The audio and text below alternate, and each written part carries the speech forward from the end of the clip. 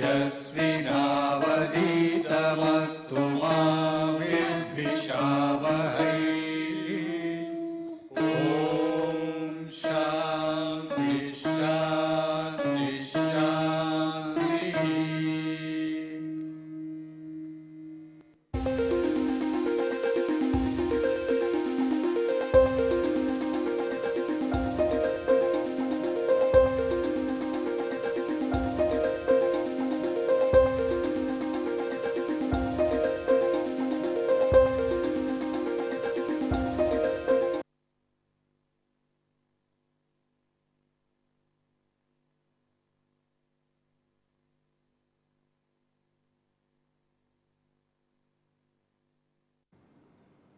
We have been discussing the characteristics of MOS field effect transistor. In the previous lecture, we started deriving the current voltage relations in terms of the charge conditions in the device. Let us summarize what we achieved in the previous class. What we showed is that it is easier to start the analysis of the MOSFET in the common bulk condition, where the voltages are applied to the source, to the drain and to the gate with respect to the bulk. In such a case, if you look at the device structure shown here, the charge conditions in the device can be readily expressed using the MOS capacitor equations that we derived in one of the earlier classes. So the analysis is very simple when you look at it from the common bulk point of view. However, in practice the device is used in the common source mode. The analysis in the common bulk mode can be readily converted into analysis in the common source mode as follows. This is the common source configuration where all the voltages have been shown applied with respect to the source. The conversion from common bulk to common source mode is achieved by substituting for the various voltages of the common bulk mode by the voltages of the common source mode as follows. So we will obtain in the common bulk mode the current as a function of drain to bulk voltage, gate to bulk voltage and source to bulk voltage, and then we will substitute in these voltage terms the right hand side of these equations. So we will replace VDB by VDS minus VBS, VGB by VGS minus VBS and VSB by minus VBS. Now when we do that, we will get the equations for characteristics in the common source mode. Further, we also explained what are the approximations to the 5 basic equations which will help us to derive these characteristics. The result of the approximations was that in an n-channel device, the current is carried predominantly by electrons, and then above threshold, which is when we are considering the device, the current is carried mostly by drift. That is as far as the transport equation is concerned. The continuity equation on the other hand says that the current through the channel inversion layer is constant as a function of y.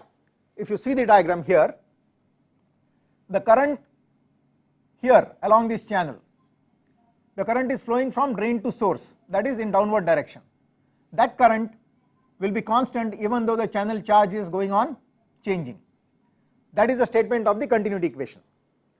Then we said as far as the Gauss law is concerned, the two-dimensional picture of the electric field distribution is approximated by a one-dimensional distribution by neglecting the variation of the y-directed electric field in the y direction. So change in y-directed electric field is neglected when you are trying to find out the amount of charge controlled by the gate voltage.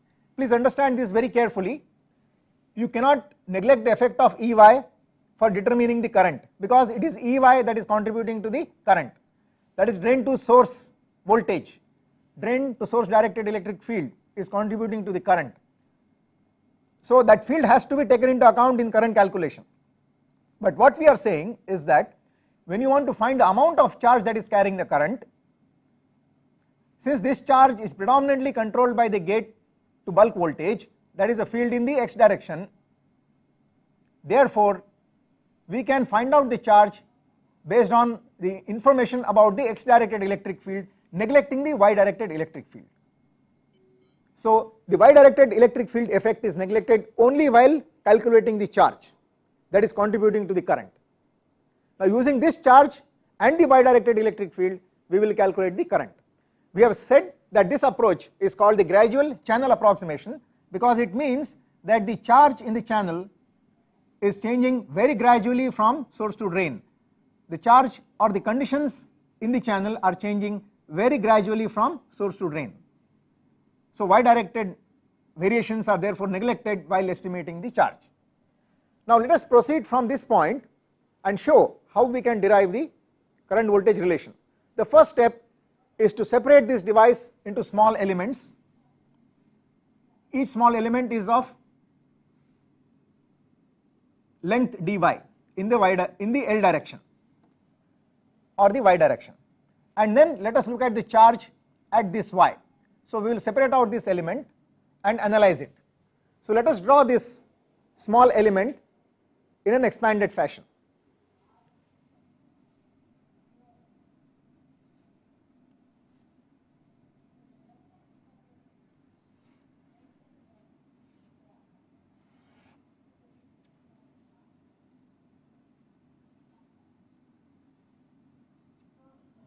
So this is the inversion charge, this is dy, and this is the depletion layer. Please note that the variation in the depletion layer over dy length is very small in the y direction. So we can assume the charge to be almost uniform, both the inversion as well as the depletion charge over the width dy. This is the gate oxide and here you have the gate. Now the voltage here is Vy, the voltage in the channel. Since we are applying all voltages with respect to the bulk is considered to be the common or ground, and the voltage here is V gate bulk. Now the voltage here is Vy means that this particular element is equivalent to a MOS capacitor with a source here reverse biased by the value Vy with respect to the bulk.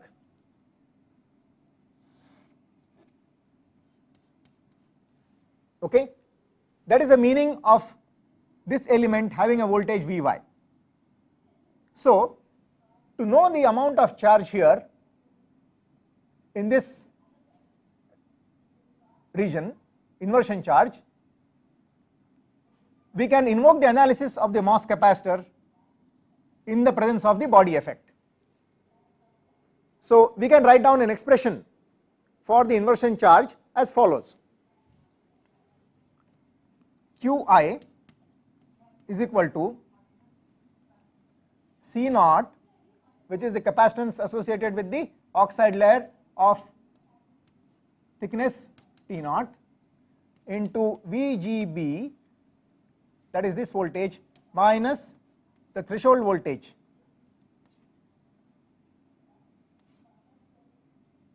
with a negative sign because the inversion charge is made of electrons and it is negative. Now please note this threshold voltage incorporates the effect of this Vy, and since this Vy is changing along the channel from the source to the drain as shown here, the threshold voltage is changing from source to drain. That is why we will put a suffix y to the threshold voltage term. Now we can write the expression for Vty by recalling our results from the MOS capacitor with body effect. So Vty in an ideal MOS capacitor including body effect is given by phi t plus Vy, which is a potential drop in the depletion layer here, that is the potential drop in silicon, plus the potential drop in the oxide, that is gamma into square root of phi t plus Vy, and then we include the effect of the flat band voltage in a real capacitor and we obtain this Vty. So this is what we must substitute here to get the charge Qi. So now you see that Qi is available in terms of the gate to bulk voltage and the voltage Vy at the in the channel at Y. Now once this is known, we can write the expression for the current. How do we write the expression for the current? We note that the current flowing here in the channel from drain to source in this element dy is the current Id, because by continuity equation the terminal current is the same as current throughout the channel. Okay? So we can write Id, which is the current, as the charge given here, the drift current due to the charge here, that we can write as the area of cross section of this channel multiplied by the current density. Now what is the area of cross section of this channel? The area of cross section means the thickness of this particular inversion charge layer multiplied by the width W, which is in this direction. So that is the area of cross section of this channel. Let us draw it separately to show this. It is something like this.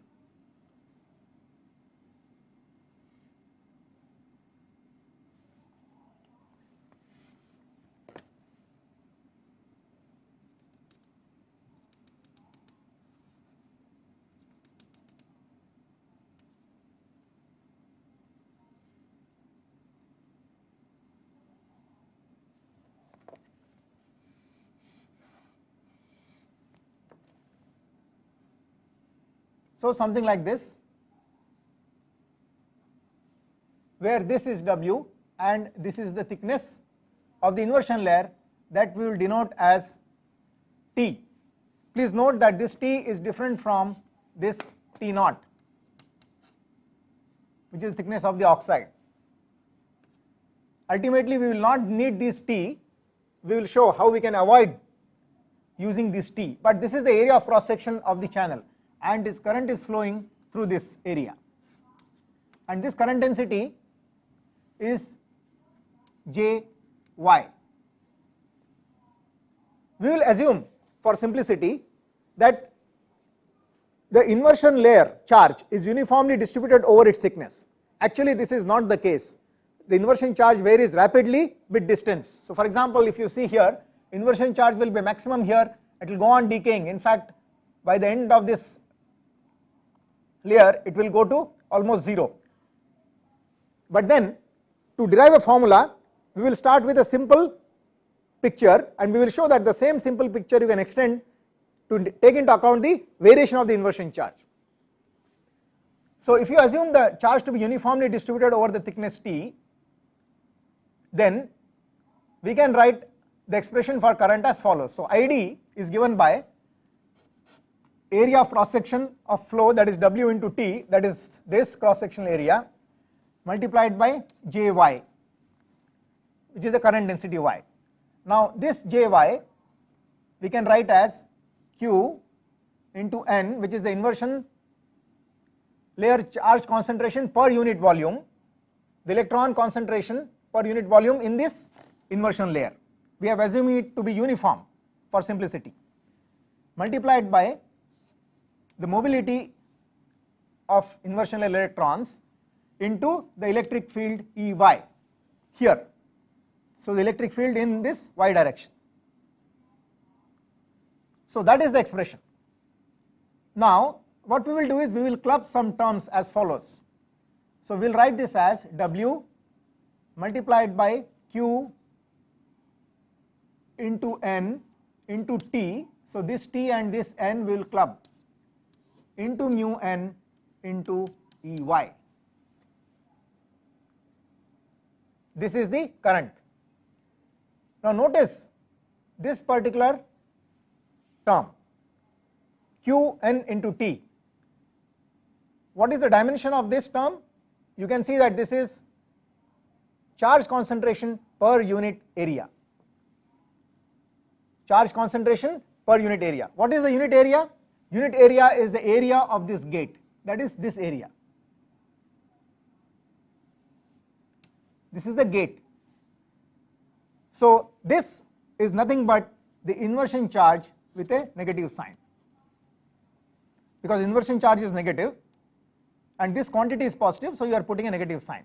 So this quantity is Qi, the inversion layer concentration of electrons multiplied by the thickness of the inversion layer is actually Qi.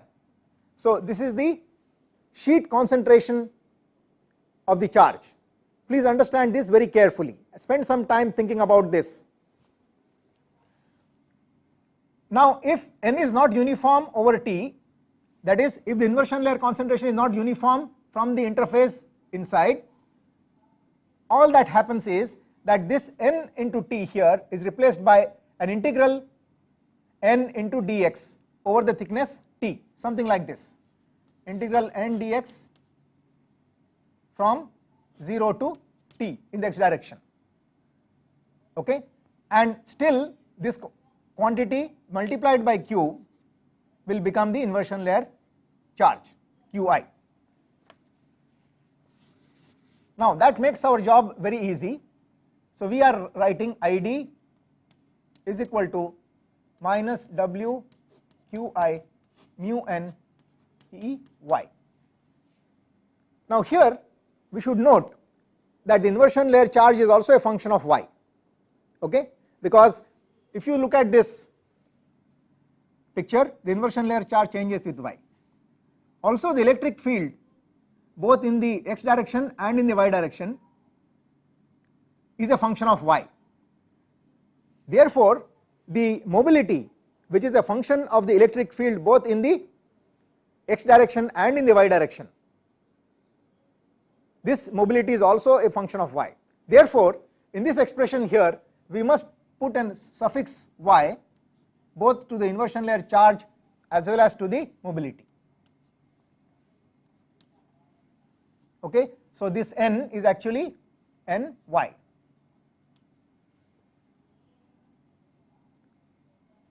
So this is our expression where this Qiy has been written in terms of the various voltages in this formula here. Here we will again put a suffix y to indicate that Qi is a function of y.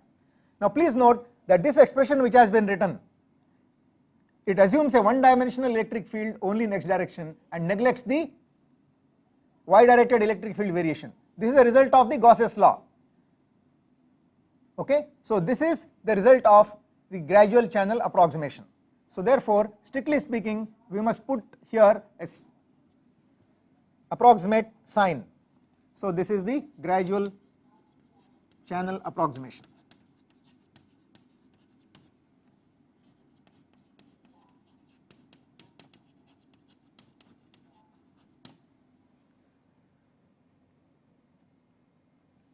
Now this we have written down, this particular result contains the transport equation which says that the current is mainly because of drift as said here, and continuity equation because this current is constant as a function of y in the channel and therefore equal to the terminal current.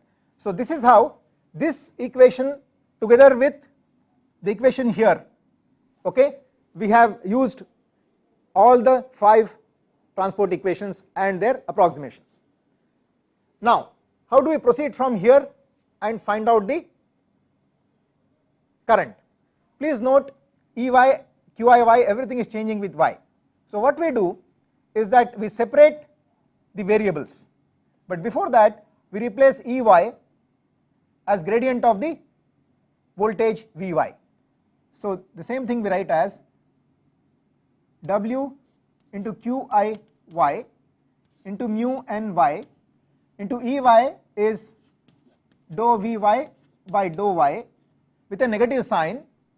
That negative sign and this negative sign we will cancel and put it as a positive sign there. Now we note carefully that Qiy is a function of Vy. Okay? Therefore, in this equation we can now separate the variables. We can shift dy this side because Qiy is known as a function of Vy. So then we can do the integration. Now what we will do with mu and y, we will see that shortly. So now separating the variables, we write dou y id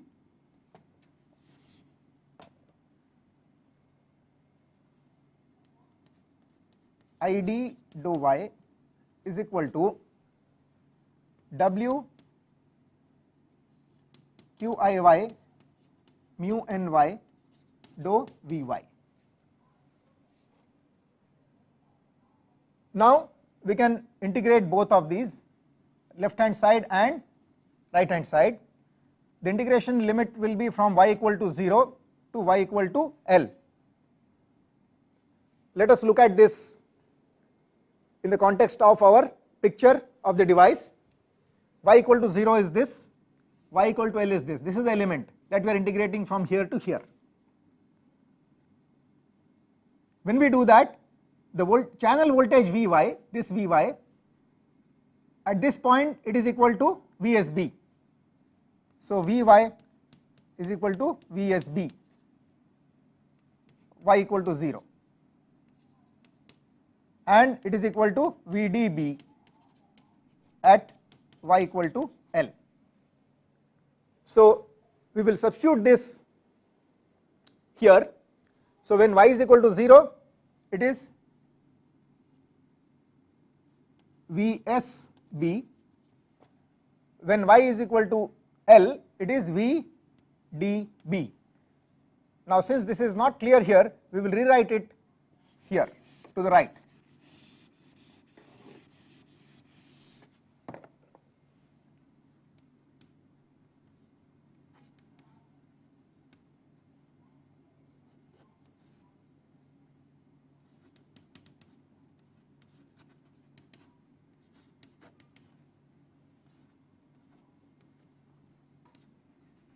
Here it is VSB to VDB. Now mu and y is not very simply known in terms of dvy or Vy. Mu and y is not known simply in terms of Vy. Okay? Now we can write an expression for mu and y, but for that we need to consider the various effects on the mobility of x directed electric field and y directed electric field. Now that is beyond the scope of this first course. So what we will do is that a simple equation is obtained by using an average value of this mobility. Okay, though mobility varies with y, we use an average value, and so we shift this out as follows. You write an average value of mu n over the channel, and then here you have VSB to VDB Qiy dou Vy.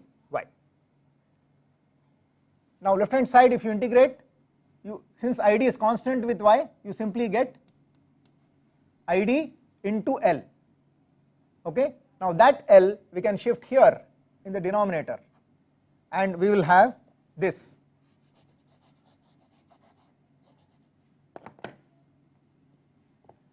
So this is your expression for the drain current. Okay?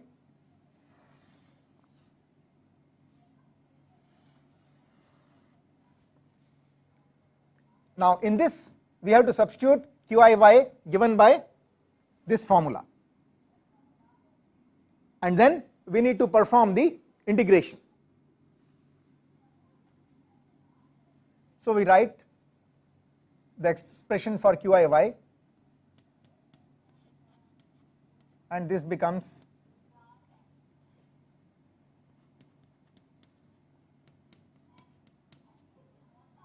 C naught is a constant, so we are moving it out, into VGB minus VFB minus phi t minus Vy minus gamma into phi t plus Vy. So this whole thing with positive signs here is the threshold voltage Vty. Now since there is a negative VGB minus Vty, so all these signs have got converted to negative, and then there is a negative sign which is coming out here. Now what is the meaning of this negative sign? The current being negative, because all the other quantity is positive. The current being negative means simply that it is moving in the negative y direction. So please understand this here, the positive y direction is like this, but drain is here and source is here. So the current is moving down, and down means negative y. That is why, this is the reason why you are getting a negative sign. So we need not be concerned about the negative sign. What we are interested in is only the magnitude. Now here we should put the differential. Now we can very easily do the integration. You will note that when you integrate, this is a constant term multiplied by dvy, so you will get a linear term, a term which is linear in the voltage when you integrate. This linear term will become a square law, and square root term will become a 3/2 power law term. So we can write ID is equal to minus W by L into average mobility into C naught, and now we open the bracket, VGB minus VFB minus phi t into VDB minus VSB. Then we have the square law term VDB square minus VSB square upon 2, and the square root term gives rise to a power law term, 3/2 power law term. So that we can write, we will shift it here, so minus gamma into 2/3 into square root of phi, not square root, it is 3/2 power law, so 3/2 power phi t plus VDB power 3/2 minus phi t plus VSB power 3/2. Now divided by 3/2, that divided by 3/2 has come here as 2/3. So we can put this in bracket like this. So here this is the lengthy expression for current voltage characteristics. This is the so called 3/2 power law expression. Okay, it is a fairly lengthy expression, and please note that this is valid only until the saturation is reached. Now please note, saturation is reached when this charge here, inversion charge, becomes 0. Okay, so this expression that we have derived is valid only until inversion charge is 0. So saturation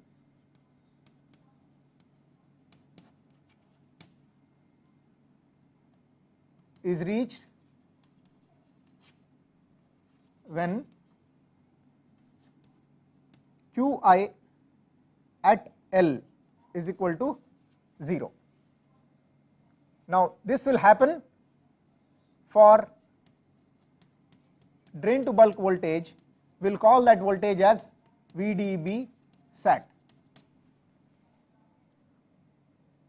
So the formula, the lengthy formula, is valid for VDB less than VDB sat. So we will write this here.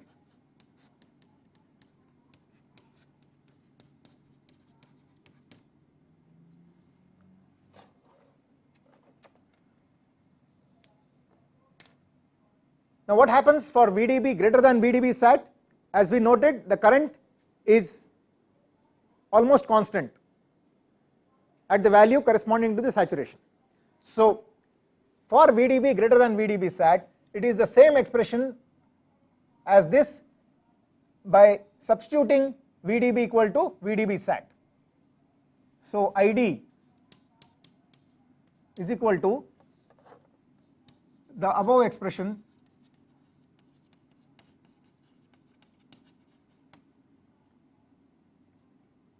evaluated at VDB equal to VDB sat. So this is the result for VDB greater than VDB sat. Now strictly speaking this is not correct because the current increases gradually because of channel length modulation. So we will say this is approximately equal to, okay, neglecting channel length modulation effect.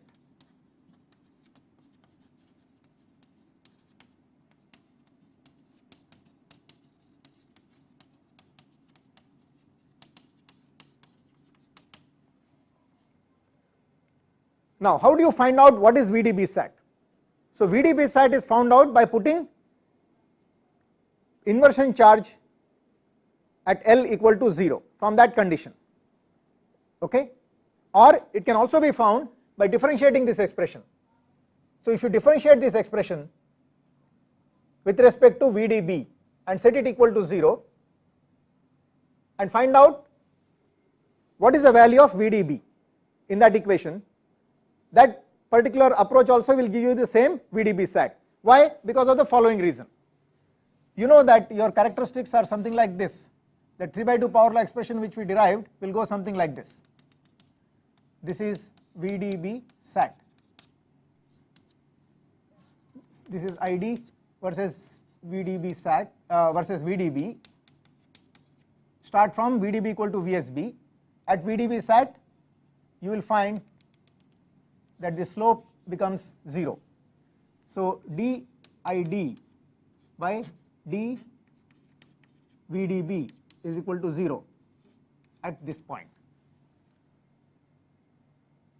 Now one can show mathematically also this particular result, that is if ID is given by this expression, then dID by dVDB, differentiating ID with respect to the upper limit of this integral and setting it equal to 0, whatever value of VDB you will get, that will be the same as the VDB you will get by setting this QIY, which is a function of Vy, as 0 at VDB, okay. That is dID by dVDB at VDB sat equal to 0 implies Qi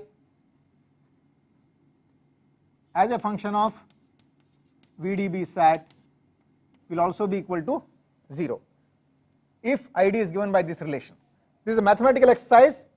I leave it to you to show from purely relation for integration in mathematics. So here we are not interested in mathematics, we are interested in physics.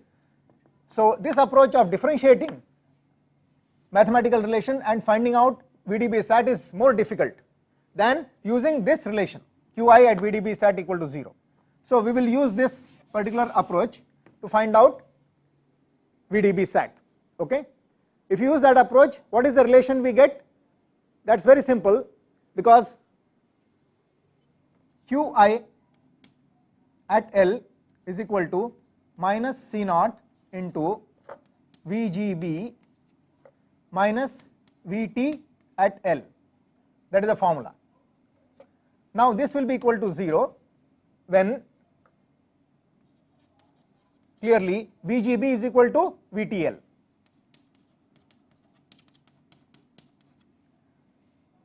Now VTL we can very easily write an expression. So this is same as saying VGB is equal to VTL is nothing but VFB plus phi t plus VDB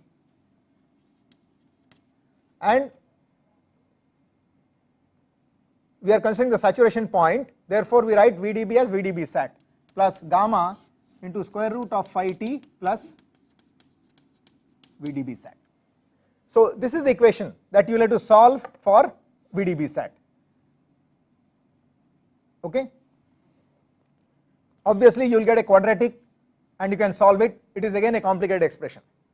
So that expression for VDB sat you will have to substitute here to get the saturation current by this approach. What we will do is we will consider the equation for a simple condition, that is for source to bulk voltage equal to 0. If you look at the slide, here the characteristics have been shown for source to bulk voltage equal to 0. A number of applications we encounter this condition. Okay. Let us see what simplifications result for this case.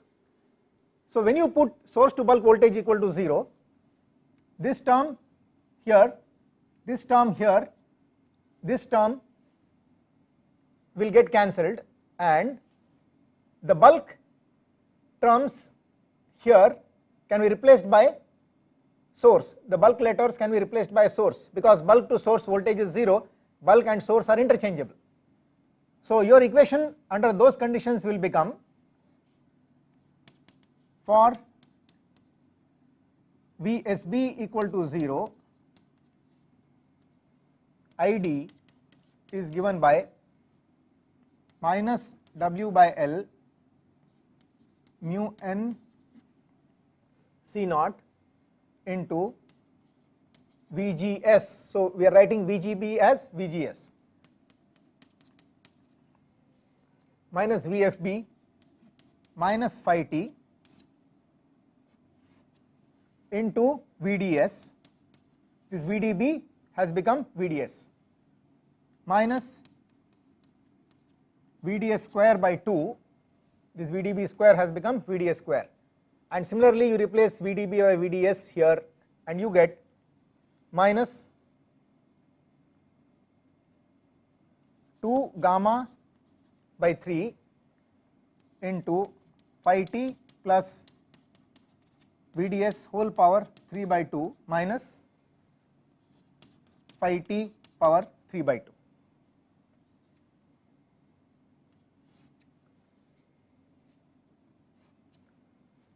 And this is valid for VD, B instead of B it will be VDS less than VD S sat.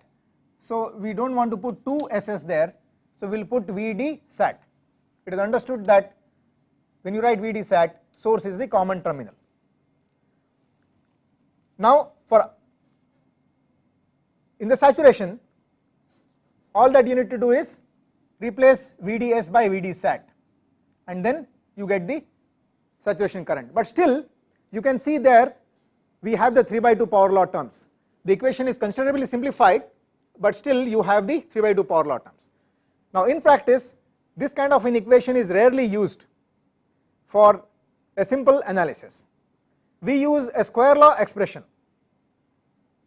So how do you eliminate the 3 by 2 power law expression? This can be done as follows. So you use the approximation, okay, the following approximation, that is, you know that 1 plus x whole power n is approximately equal to 1 plus nx if x is much less than 1. So this is a mathematical approximation. If you apply this approximation to phi t plus VDS whole power 3 by 2 term, then you can write this as follows. You remove phi t out, first step.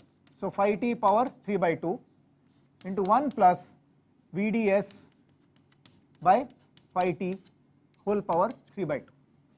Now for VDS by phi t much less than 1, you get the above can be approximated as phi t power 3 by 2 into 1 plus 3 VDS by 2 phi t, which is nothing but this is equal to phi t power 3 by 2 plus 3 by 2 VDS into square root phi t. Phi t power 3 by 2 by phi t, so you get square root of phi t. Now this is the result for phi t plus VDS power 3 by 2.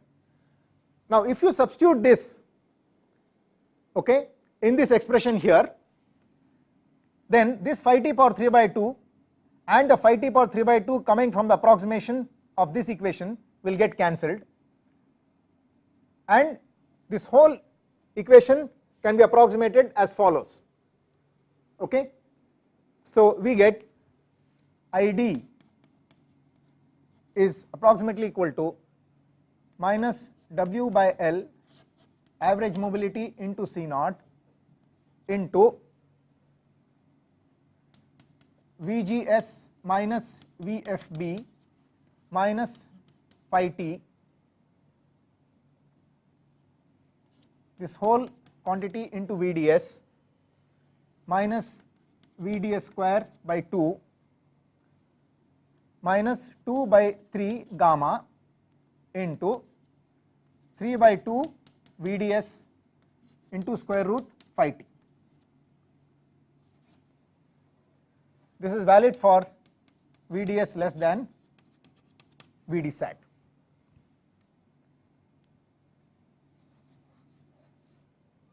So this we will put these brackets.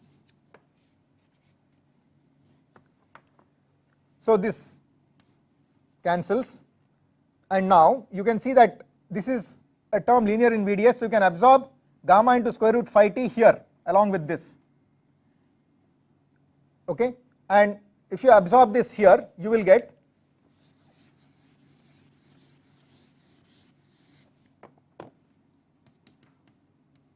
ID is equal to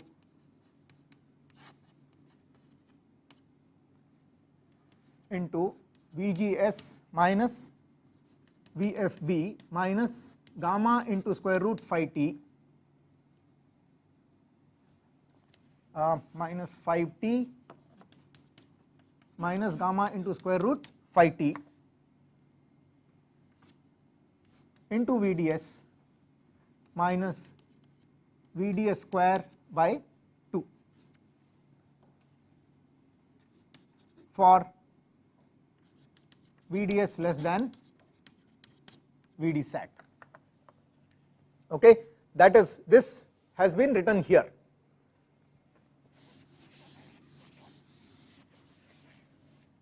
So you see, this is the square law expression. The 3 by 2 power has been eliminated. Now this is valid for, strictly speaking, VDS much less than phi t. This phi t is nothing but twice phi f. Okay, this we have explained in the previous lectures. So only for very small value of VDS, the 3 by 2 power law reduces to this particular square law. Now we will see how you can still use this square law for higher values of VDS. But before that, we look at, we see the fact that this whole thing, which we can write as VGS minus within brackets these 3 terms. Okay, so when you put a bar here, it means all these 3 terms are within brackets. You can identify this whole thing as the threshold voltage of the MOSFET without including the body effect. Okay, so this is VT of the MOSFET for VSB equal to 0. Okay,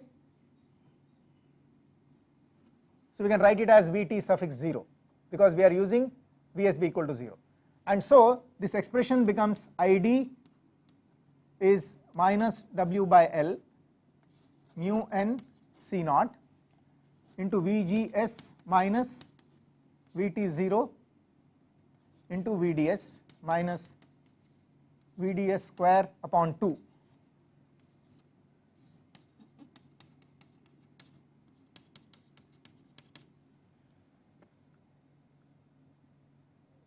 Now it is in a very simple form. Okay. Now let us plot this approximation and the real 3/2 power law expression on a graph. How will it look? It will look as follows. Now we are plotting as a function of VDS. So we start from origin, because VDS equal to 0, the current is 0. Let us say this is our 3/2 power law up to saturation point.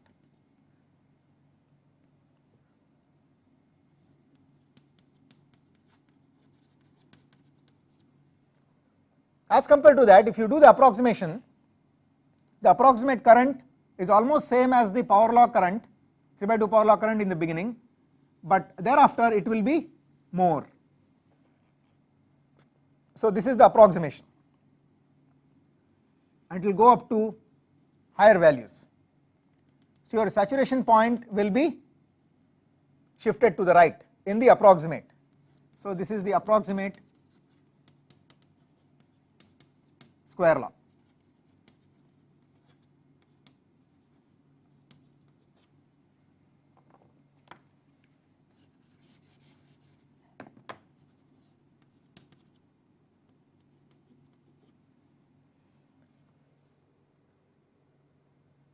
So the square law expression predicts a higher current than the actual current.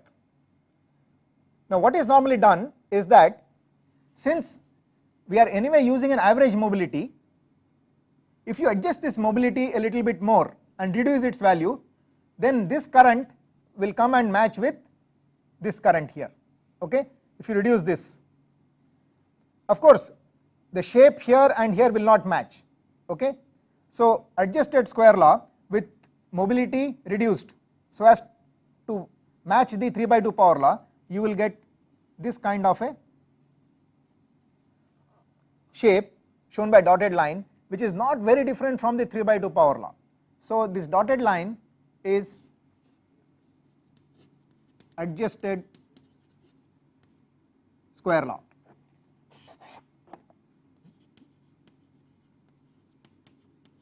How do we do the adjustment? We slightly adjust this mobility further. Obviously this is not physical, this is an empirical adjustment. But since in this approach we can adjust the mobility and match the complicated 3/2 power law by simple square law, right? This approach is often used, and we use this expression to represent many real life experimental characteristics. The only thing is, the mobility value that is used to match the experimental characteristics will be a little lower than what should be there physically. Now what we have still to do is to find out what is this VD sat for this square law. Now we have explained how the validity for very restricted values of VDS can be actually dropped.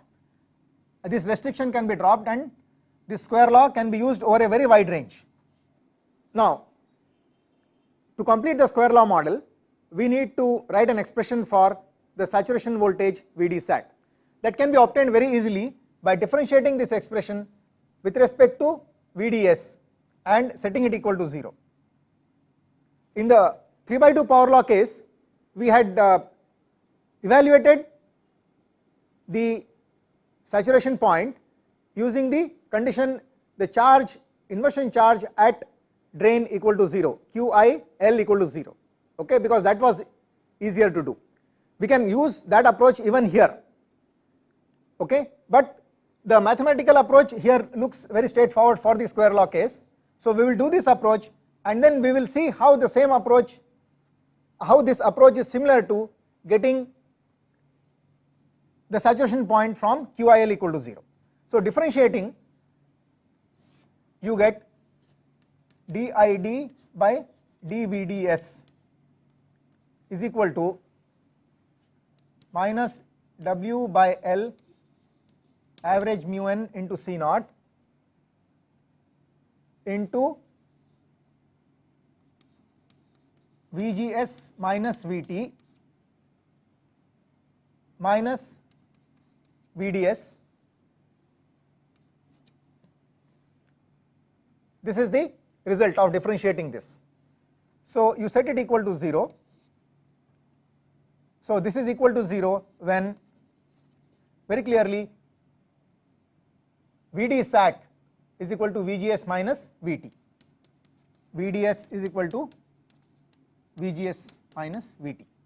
So therefore VD sat is VGS minus VT. Okay. So that is the condition here. So we replace this VD sat by VGS minus VT. VT 0 because we are considering bulk to source voltage equal to 0. Now having obtained this, we can also write an expression for the saturation current ID sat, because all that we need to do is to replace VDS by VD sat. Now the complete square law model will therefore look like this. This is the expression for VDS less than VGS minus VT naught, and you substitute VDS equal to VGS minus VT naught to get the saturation current. So ID is equal to minus W by L mu n C naught, and then you will get two square law terms in VGS minus VT naught. This is half of this, so therefore you will get a 2 out, and this expression will be simply this for VDS greater than or equal to VGS minus VT naught. This is the saturation current. So that is the complete square law model, where we are writing VT naught as VFB plus phi t plus gamma square root phi t, where gamma is nothing but square root 2q epsilon s into doping by C naught. That is the complete model. Now before we do some examples using this model, let us explain the physical implication of the approximation that we have made to replace the 3/2 power law terms and absorb these 3/2 power law terms into the square law model. Recall that strictly speaking, the square law model assumes that the drain to source voltage is much less than phi t and approximates the 3/2 power law terms under that condition. Now if you trace your equations, you will find that the 3/2 power law terms actually originate from the depletion charge expression in the threshold voltage. So if you look at the depletion charge, that is this charge here as shown by this line, okay, this region. What the square law model is assuming is that even when your VDS is large, the 3/2 power law term, which represents the depletion charge, is not changing with Y. That is, the depletion charge is constant from source to drain.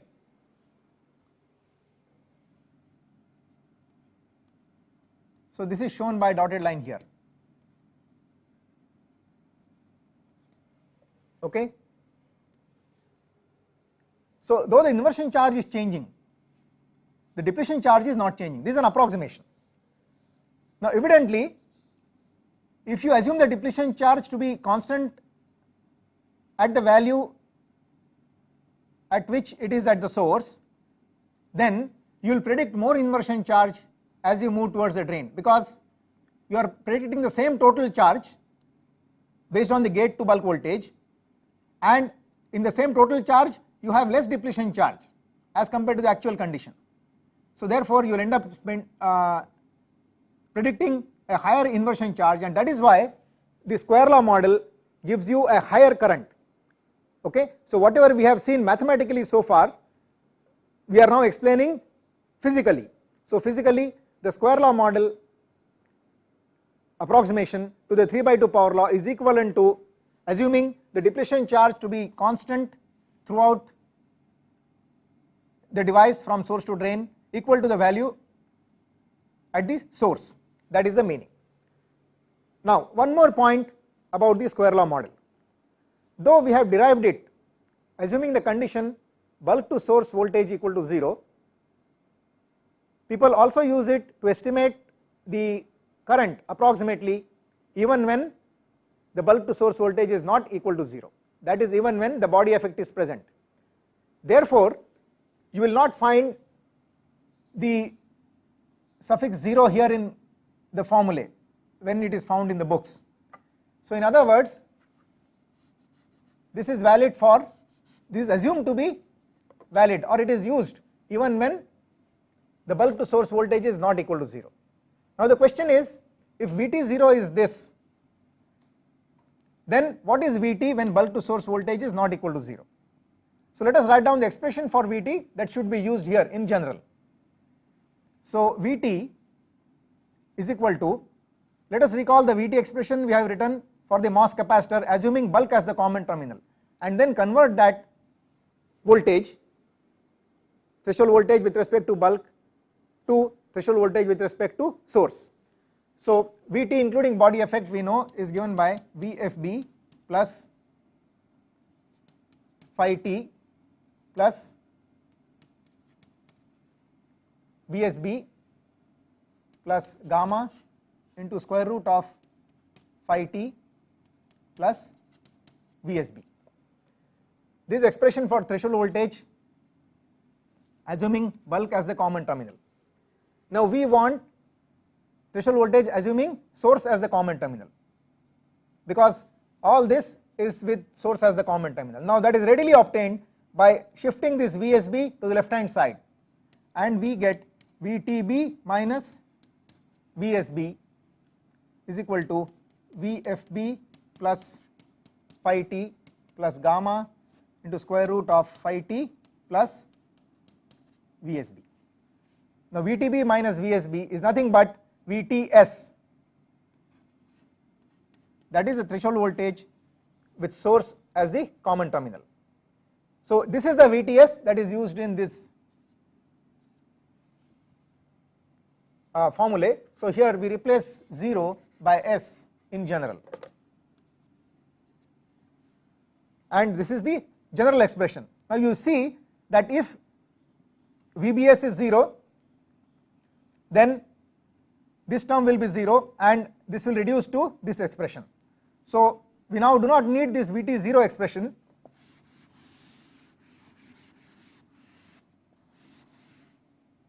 So now in our power law we will have these expressions, and since we want to write everything in terms of source as the common terminal, you will find that in books this will be written as minus Vbs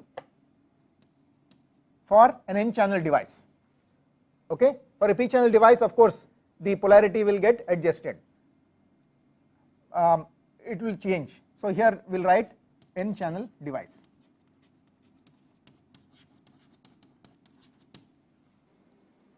Now with this we have completed the derivation of the current voltage characteristics. We have almost completed. We still have to do the channel length modulation effect in saturation.